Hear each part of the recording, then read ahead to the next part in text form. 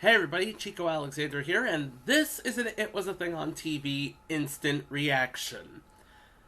On the 19th of April, as I record this, Netflix released the 30th anniversary Power Rangers special, Mighty Morphin Power Rangers, Once and Always. Not so much a full-blown TV film, but sort of like an hour-long extended episode of the original series. And I'm thinking to myself, okay, 30 years ago, we had 5 teenagers with attitude. Now we have a group of middle-aged people with 90s attitude. Not unlike myself. Also a 90s kid with attitude, you see. So, basically, a special to celebrate 30 years of one of the favorite science fiction franchises of 90s kids everywhere, myself included. And it was everything I had hoped it would be, and less, if that was at all possible. There is a couple of allusions to the franchise writ large, but the story you need to follow is this. The Rangers are fighting a reincarnated Rita Repulsa, known as Robo Rita, for reasons that you'd have to watch the actual show to guess. But Robo Rita has basically has the Rangers cornered, and she is basically out for revenge, and she starts with Billy for some reason. And Billy's life is saved when Treaty takes a fatal blow, and all of this is actually in the trailer, so fair game, no spoiler. But Billy is saved when Treaty takes a fatal blow. And then it turns into some sort of This Is Us, Million Little Things sort of nonsense when Billy and Zach are trying to figure out how in the world to tell Treaty's daughter Min, yes, Treaty is a single mother at this point, how are we going to tell Treaty's daughter Min not only is Treaty dead, but she died being a superhero? Because everybody's been keeping their secret double life as it is, for the last 30 years. It's like, Billy is the head of a tech company, his employees don't know, Zach is a former congressman, nobody in Washington knows, Kat is a teacher and a tutor, her son doesn't know. Yes, remember, if you watched the 3rd season Christmas special, you know Kat has a son with Tommy Oliver. And Rocky is a firefighter, and his coworkers don't know. Basically put, nobody knows who the Power Rangers are.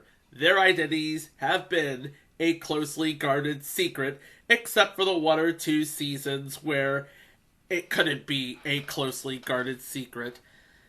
So, Rita has revived 2 of her most powerful monsters, and now they're going to travel to the past to make sure Zordon doesn't recruit the Rangers, and in order to stop her, the Rangers will have to know the meaning of heroism, and Min will have to learn the true meaning of sacrifice and what it took for her mother to be a Power Ranger.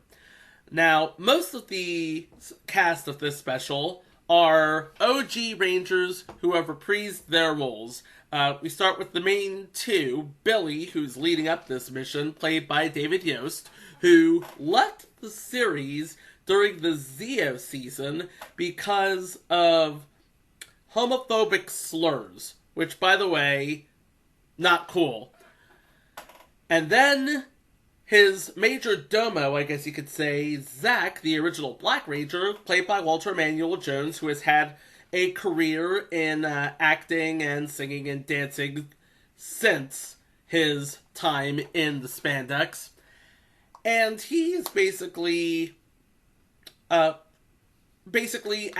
as Min's guardian, her Uncle Zack, as it were.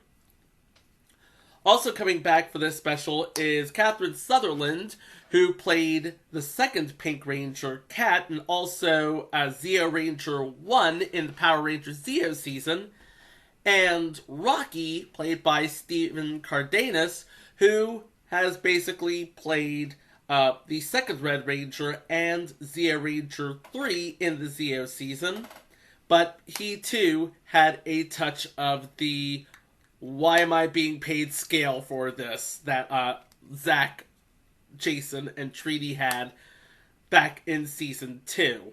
Look it up. Dan over at Toy Galaxy does a really good breakdown of what happened between 3 of the original Rangers and unionization, let's just say.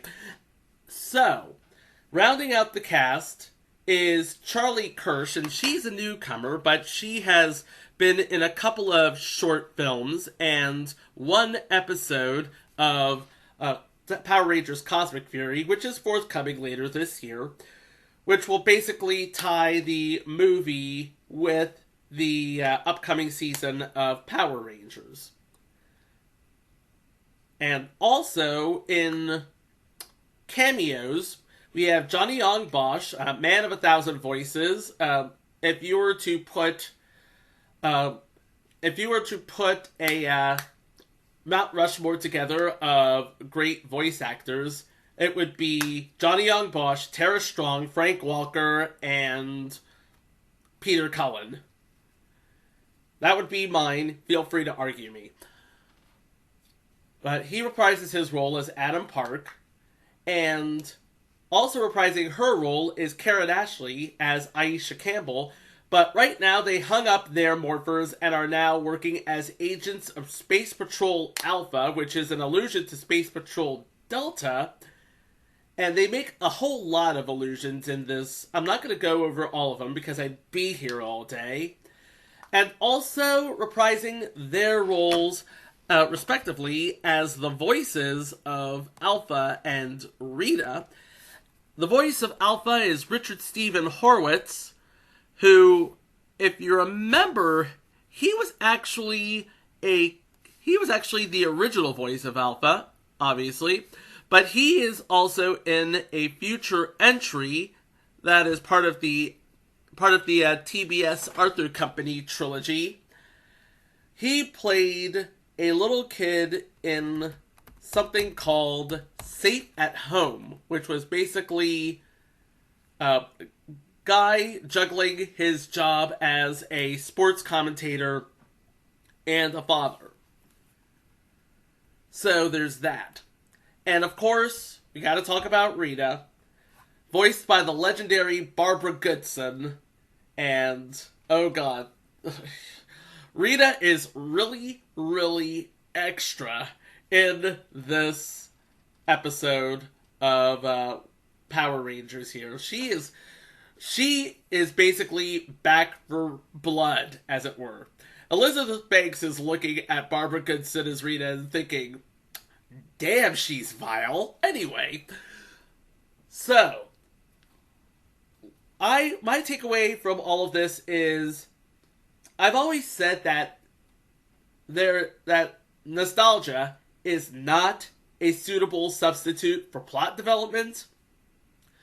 Nostalgia is in full display here because this show falls prey to one of the science fiction tropes in that how do you explain away established events like powers being resurrected and I'm not going to say what else you can expect, but if you saw the trailer, you saw the original Dino Megazord, and it's like, okay, how did this happen?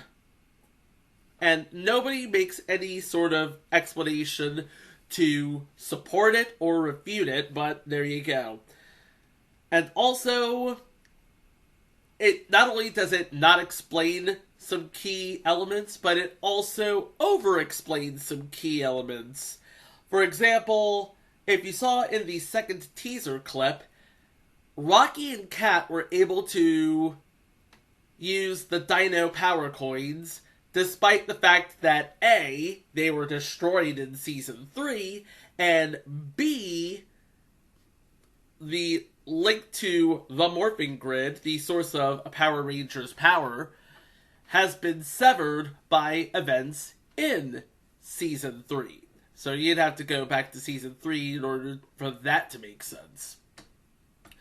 But yeah, it's like, okay, the show is really well done. It's really well produced. It's slickly produced. It was written by Becca Barnes and Alan Dale, who have been the head writers since Power Rangers Beast Morphers. I believe that was the first season that the franchise was owned by Hasbro.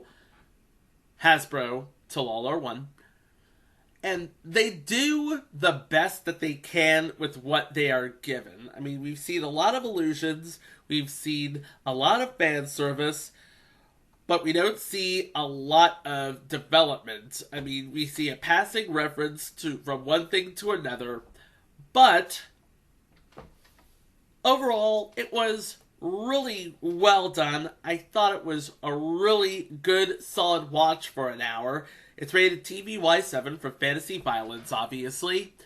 That being said, it could have done a whole lot more. But I'll leave that for you to decide. Go check it out. It is streaming on Netflix right now. And tell them Chico sent you. But in any case, that was my instant reaction of Power Rangers Once and Always. Getting me pumped up for the Cosmic Fury season that's coming up, obviously. But until we meet again with Greg and Mike, I'm Chico. This has been an It Was a Thing on TV instant reaction. Thank you so much for listening. Please be kind to each other